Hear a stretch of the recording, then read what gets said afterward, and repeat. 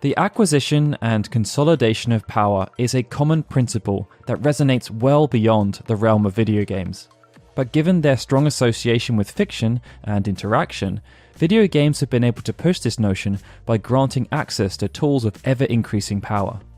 It's enabled players to meet challenges head-on without just having to rely on their skills alone, and this concept has been adopted by many prominent genres. Within earlier platformers, mechanics were used like the fabled mushrooms in Super Mario, and in roguelikes, players would often gain weapons of increasing strength via natural progression. Each implementation kept players engaged by adding a sense of security, but this was all done within the realms of expectation. None of these boosts made players all-powerful, they just enhanced in an iterative manner. What was needed was something to make players feel special, invincible even, and this saw the advent of the Ultimate. Think of Supersonic or the BFG. Ultimates gave the player unimaginable power that was pretty unnecessary but also exhilarating. And due to this feeling, many franchises, including Final Fantasy, implemented their own equivalents. But within that particular franchise, what makes an ultimate weapon so ultimate? Well, as a base, ultimate weapons are the strongest weapons in their respective game. But they should go beyond that, featuring immeasurable strength. They should also grant some kind of special ability and require intimate knowledge of the game to access and use. That's a pretty solid framework, but how it's been implemented within Final Fantasy may not be as expected. And that's why we're excited to dive into this particular topic in our typical granular style, as there has been significant evolution in terms of how ultimate weapons have appeared throughout the Final Fantasy franchise. But before we get started, there is one very important caveat. For this particular video, we are going to be more focused around base games, because pretty much every single port, re-release and remake has added a whole host of new weapons that dwarf what was there before. They were necessary due to the addition of tougher bosses and dungeons, but if we're being selfish, they do little else than serve to confuse our study of how the framework developed from one game to the next. The tale of this evolution begins with the original Final Fantasy, which featured numerous categories of weapon. Some of these were exclusive to certain jobs, but not all of these categories were equal. Some featured very few weapons, while others featured many, many more. Most of these weapons were acquired through natural progression, either via purchasing from shops or being found hidden within dungeons. And it was via this latter route that the strongest weapon in the game could be obtained, a katana called Masamune. This was found hidden deep within the Chaos Shrine, and it offered unparalleled attack power. But outside of its sheer power, Masamune was also quite unique, as unlike every other weapon in the game, it could be equipped by any job. Alongside Masamune was another weapon that had significant power, Excalibur. Unlike every other weapon in the game, this could not be obtained by conventional routes, and instead needed the player to undertake a small quest. Upon completion, the legendary smith would forge the weapon. It didn't have as much raw strength as Masamune, but it could deal more damage against enemies with elemental weaknesses. Unlike the Masamune, it could also only be equipped by one job, the knight. It meant that within the original game, there were two weapons that could stake a claim as being ultimate weapons. Both the Masamune and Excalibur were far stronger than other weapons available, and they had unique abilities that were only applicable to those weapons. The selection of these weapons was also interesting, as they referenced famous weapons from feudal England and feudal Japan.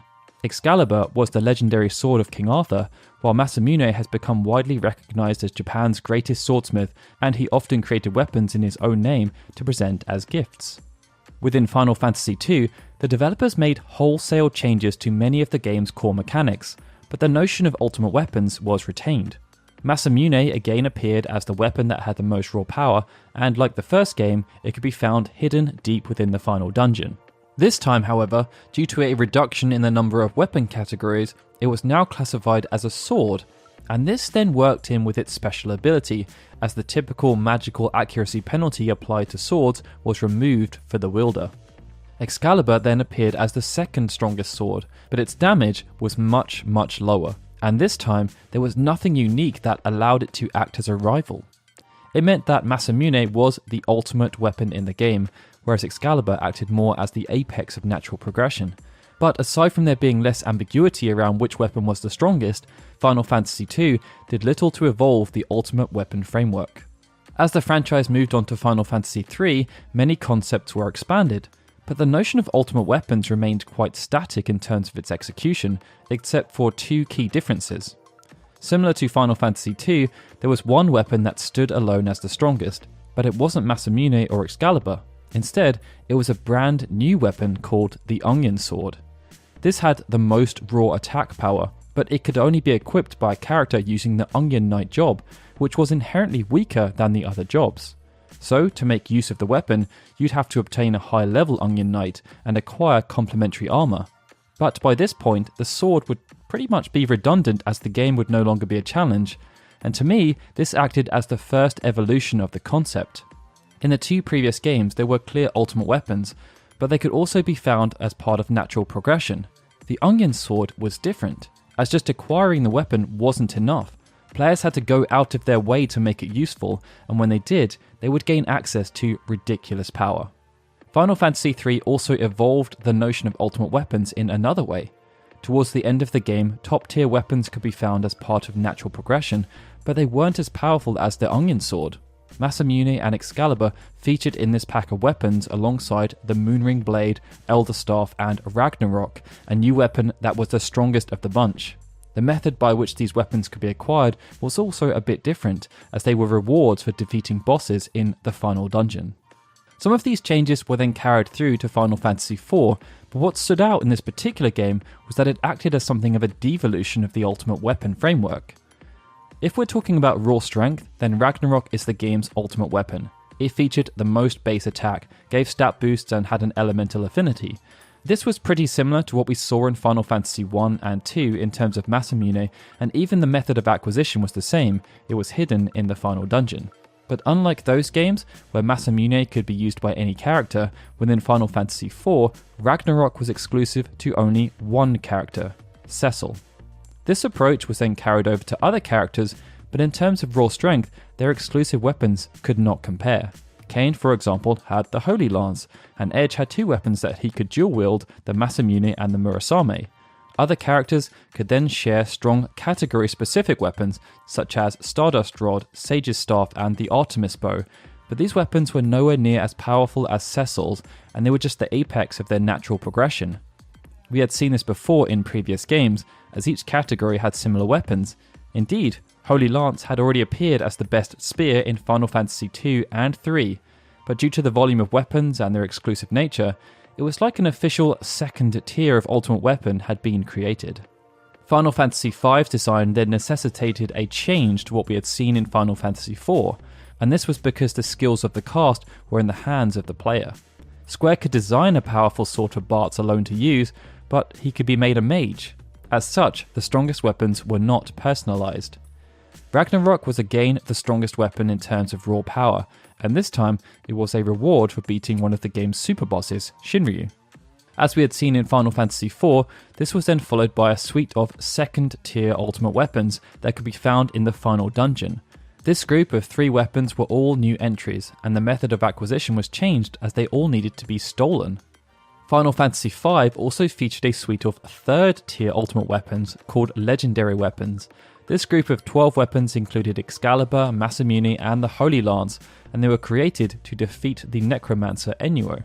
It meant Final Fantasy V saw the continued use of existing trends with limited deviation.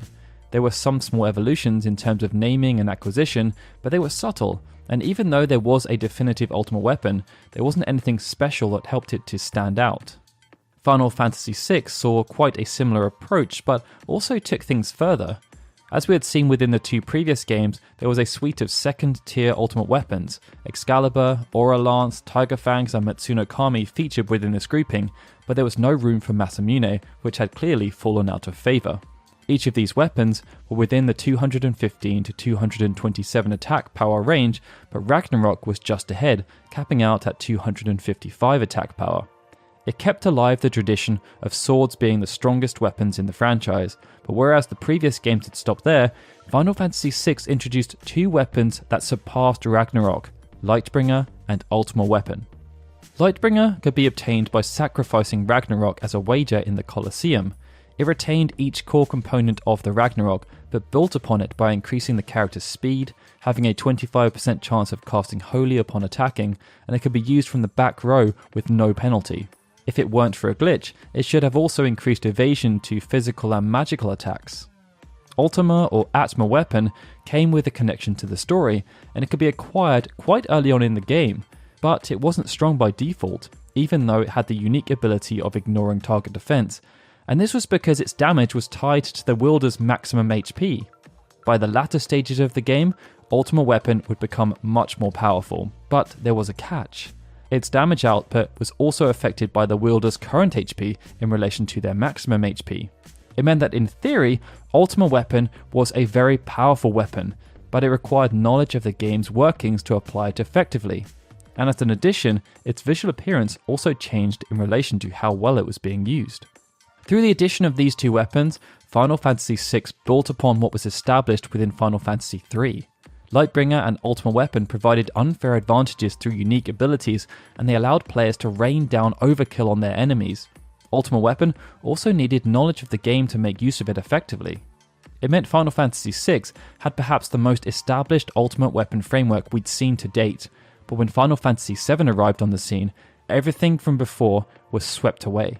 But real quick, before we dive into why, did you know that we have 126,432 subscribers, but over 75% of the people who watch our videos are not subscribed? If you're not subscribed, and you choose to subscribe right now, you can get us way closer to our next big milestone, hitting 150,000 subscribers. So Final Fantasy IV and VI had used casts of characters with designated roles, but as a result of this, the challenges arose of balancing weapons.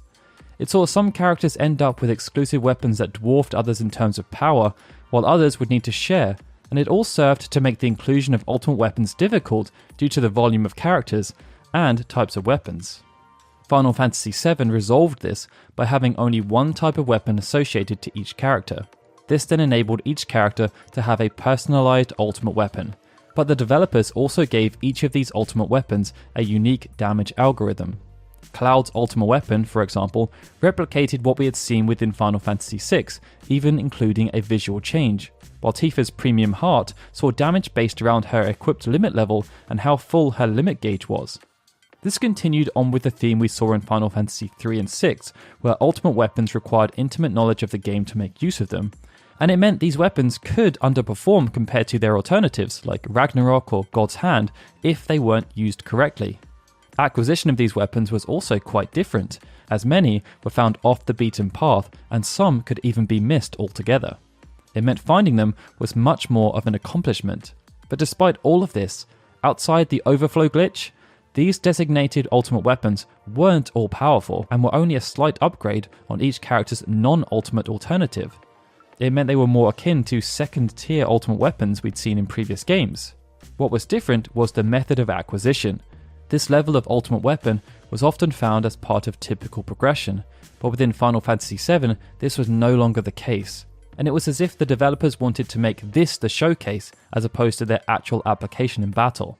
Nonetheless, Final Fantasy VII did evolve the ultimate weapon framework, and it even paid a nice tribute to the first ultimate weapon, as Masamune was Sephiroth's weapon of choice.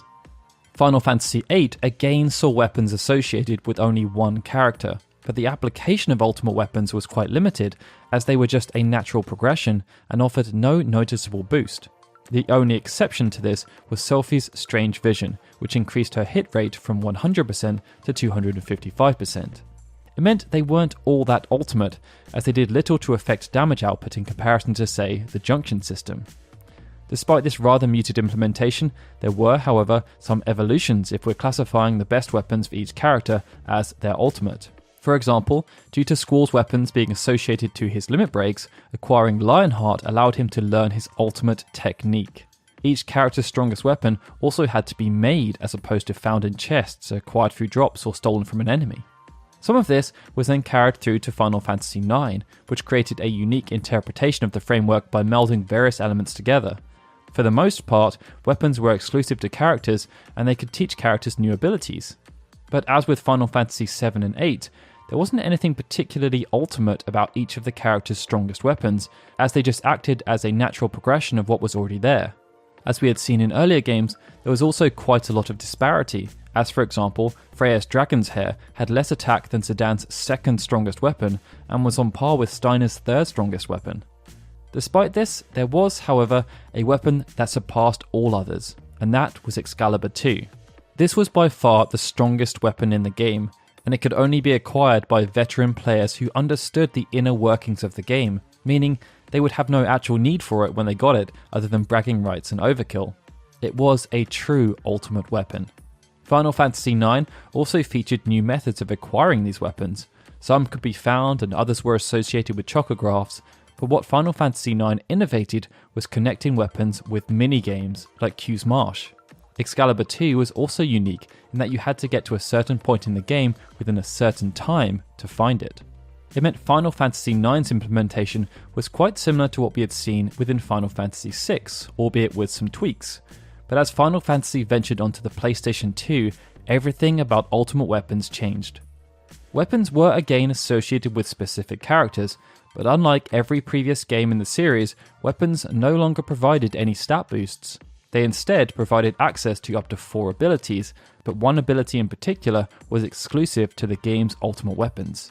Within this game, Ultimates were called Celestial Weapons, and each one had the ability to ignore the enemy's defense stats. When combined with other abilities like Break Damage Limit, this saw each character's damage output skyrocket in comparison to what could be achieved with customized weapons. But there was a catch. Just acquiring the weapon wasn't enough, as in their basic form they were locked, only having the No AP ability. To unlock each weapon's true power, its associated sigil and crest needed to be acquired, and this was often no easy feat. The crests could often just be found hidden around Spira, but borrowing from Final Fantasy IX, the sigils were rewarded for performing well in minigames such as the Chocobo Catcher and dodging lightning strikes. It meant harnessing the true power of the celestial weapons needed intimate knowledge of the game, and when combined with the significant boost in power they offered, they were much more similar to what we had seen from Ultimate Weapons in the past, like the Onion Sword and the Ultimate Weapon, just on a much wider scale. Final Fantasy X also had a unique relationship with that original tie-in with Eastern and Western culture. As we covered within our recent Final Fantasy X Facts video, the crests and sigils had their associations changed within the Japanese and English releases to better align with the history of those cultures. It meant that Final Fantasy X was a significant evolution on what had come before. For the first time, each character had a weapon that was far superior to anything else available, and when combined with sphere grid progression, these weapons allowed players to take on some of the game's tougher challenges, like the Dark Aeons. What happened next in Final Fantasy XI was quite expansive, and we could probably make an entire video about the ultimate weapons that appear in this game, as there are 5 different types. For ease though, we're going to condense things down to the core values, aligning it with what came before where possible. With Final Fantasy XI focusing on jobs, the ultimate weapon approach reverted back to the older games, where weapon categories were the main focus. But unlike those games, where each category would often gain a second tier ultimate weapon, Final Fantasy XI instead featured ultimate weapons with significant raw strength, stat bonuses, unique status effects, and the weapon's ultimate limit break. To make use of these weapons also required a lot of time, dedication and patience, as they needed to be upgraded in order to unlock their true power. As Final Fantasy XI progressed, various other forms of ultimate weapon were added, and due to the nature of the experience, and when we saw a pretty effective implementation of the framework that pulled upon many different aspects that we'd seen before. Final Fantasy XII carried on with the theme of weapons no longer being exclusive to individual characters, as due to the license board, each character could equip any type of weapon. This saw the re-emergence of second tier ultimate weapons, and within this grouping was the Masamune, the game's strongest katana. But there were also nods to other weapons of a similar ilk, such as the Whale Whisker, which was the strongest rod for dagger in Final Fantasy IX. Each of these could be obtained in a variety of ways, such as stealing, as a random drop, as rewards for completing marks, and in an evolution from the Bazaar system, which utilized trading. Perhaps due to feelings of reverence, Final Fantasy XII also held true to swords being the bastions of power, with the Worm Hero Blade and Tournesol featuring much more attack power than the second tier ultimate weapons. The Worm Hero Blade also required the completion of a minigame to acquire, but also required the slaying of the game's 2 hardest marks and had the unique distinction of adding Auto Bravery and Auto Faith.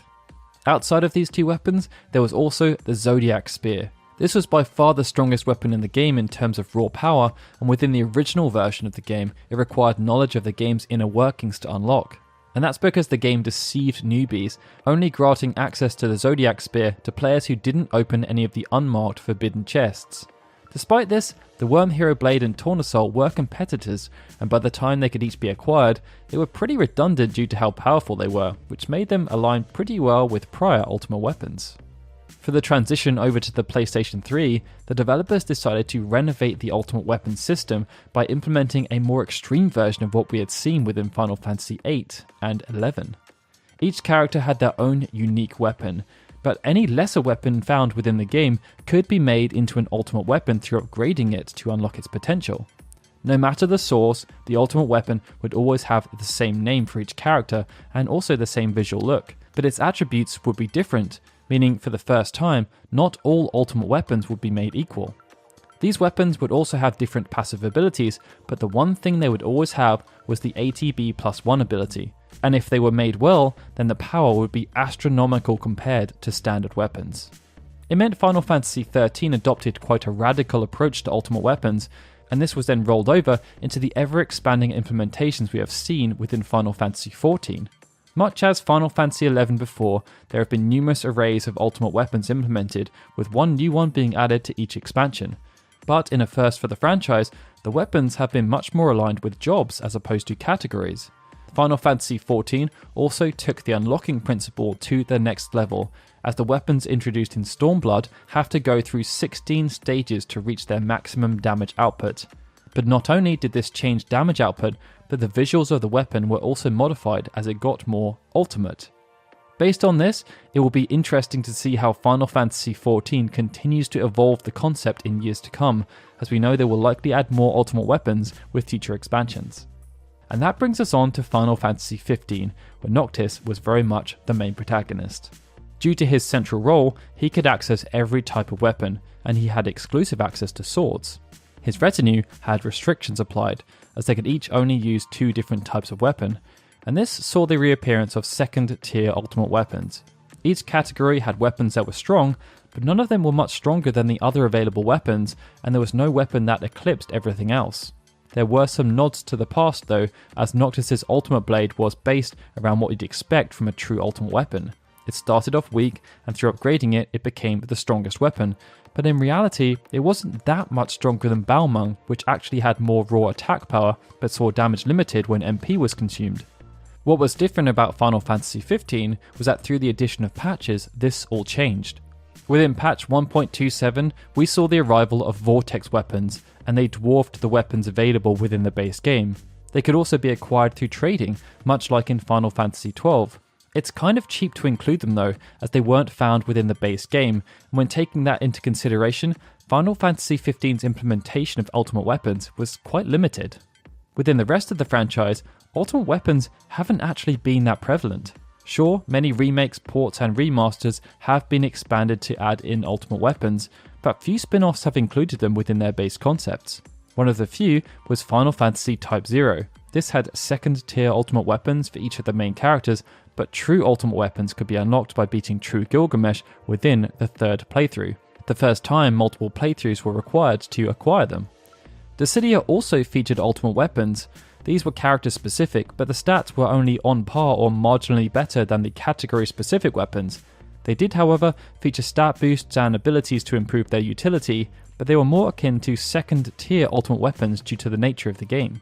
And that's about it from the wider franchise, which is somewhat anticlimactic compared to some of our other Evolutions videos.